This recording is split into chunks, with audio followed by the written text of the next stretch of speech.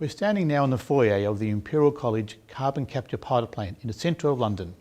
This new facility is a result of a 2-year collaboration between Imperial College and a range of industrial partners, including ABB.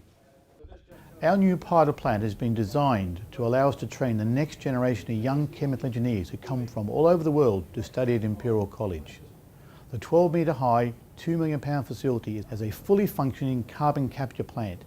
It incorporates leading-edge technologies, the sort of technologies that will become common in the future industrial landscape of the UK.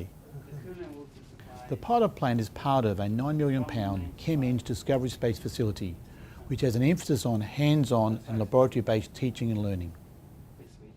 As to having a specific carbon capture pilot plant, well, it's all down to climate change, of course. The topic has taken centre stage in the eyes of the world, driving innovation, helping develop new processes and creating new markets for the types of professional skills that we here at Imperial are pleased to provide.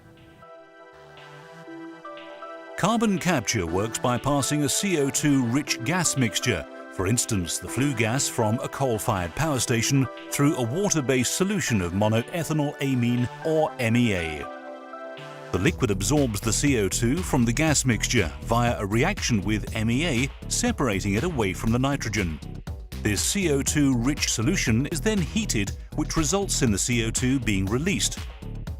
The result is a clean and environmentally safe nitrogen gas stream which can be vented into the atmosphere, and a separate CO2 gas stream that can be used in industry, for example in the manufacture of beverages, or stored deep underground, sequestered so that it cannot contribute to global warming. A CO2 capture plant is typified by the presence of 2 columns, a stripper column and also an absorber column we can see here on my left. Ours are 12 metres tall, about the height of 3 London double-decker buses. Here we are on the ground floor of the plant, and just over here on my left is where we mix the CO2 and nitrogen, which is used to make up the flue gas that we're going to be using in our plant. It enters the right-hand absorber column here and begins to rise up from the bottom. As the gas rises up the tower, the MEA solution flows down from the top. Along the way, the solution passes over these metal structures called packing that slows the liquid down and spreads it out, maximizing the surface area in which the gas can react with the MEA. By the time the gas stream reaches the top of the column, the CO2 has completely reacted with the MEA. The now CO2-rich amine solution is collected from here and is pumped up to the top of the stripper tower. From there it flows down, passing through these clumps of metal packing which allow the solution to heat efficiently. The heating is provided by the reboiler, where steam is used to heat the liquid to 110 degrees Celsius. The hot MEA solution siphons back into the stripper column. The CO2 vapour then passes up the stripper column to here, where it passes through the condenser. Any MEA solution droplets are condensed, leaving the CO2 as a gas to be collected.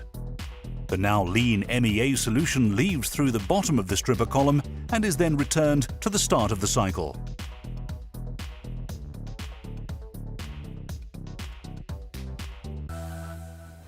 This brings us to the heart of the system, the ABB control room.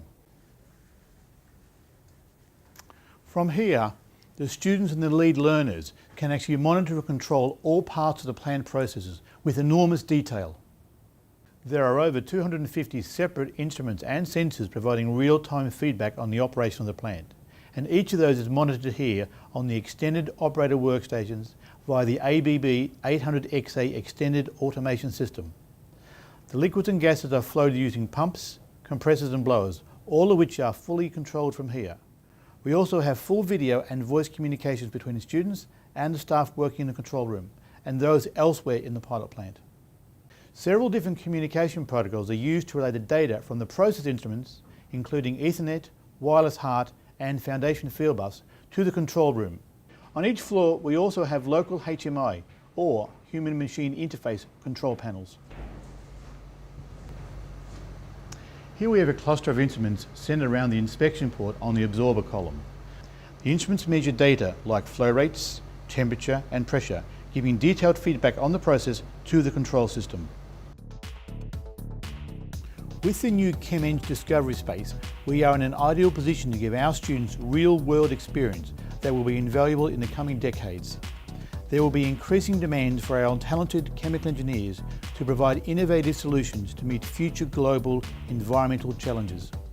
We hope that this new facility will reinforce Imperial College and indeed the UK's role as a leading provider of engineering excellence.